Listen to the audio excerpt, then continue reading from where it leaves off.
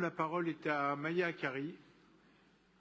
Mes chers collègues, mon cher Émile, tu évoquais l'immeuble incurvé avec une première à Paris. Tu es un jeune élu, mais dans les précédents mandats, nous avons fait le même travail pour la crèche de la Porte Saint-Ouen, puisque l'architecture avait été à la demande des habitants complètement vue pour qu'on puisse garder un arbre. Et donc je t'invite à aller à la crèche de la Porte Saint-Ouen et tu verras que l'arbre est au milieu de la crèche et la crèche fait un cercle autour de l'arbre, tout ça pour pouvoir garder le bel arbre auquel nous étions tous attachés.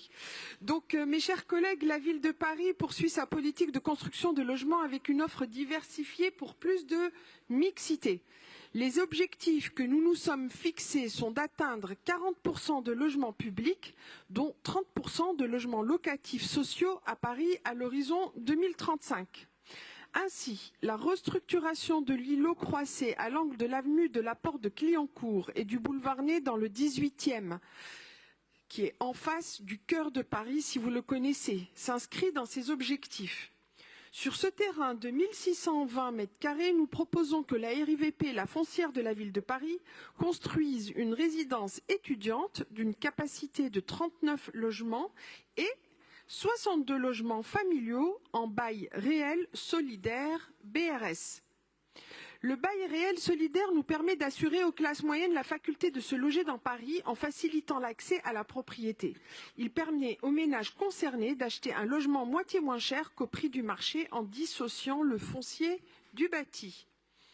Il constitue ainsi un outil de lutte contre la spéculation foncière, hautement nécessaire dans un arrondissement tel que le 18e, dont une partie est fortement touchée par le phénomène Airbnb. Ce programme s'inscrit également dans les objectifs du PLU bioclimatique en assurant une part importante de végétalisation. Il comprend ainsi la réalisation d'un jardin d'une surface d'environ 625 mètres carrés et la plantation de 33 arbres de 5 à 35 mètres de hauteur.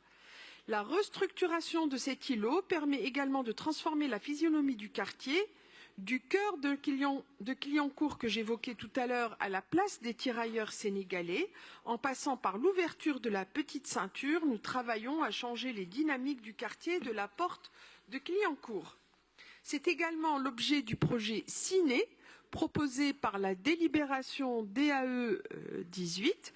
C'est ce que nous portons avec l'étude urbaine en lien avec l'État, propriétaire du centre d'hébergement urgence, la boulangerie, et la RATP qui restructure le centre-bus de la rue Béliard.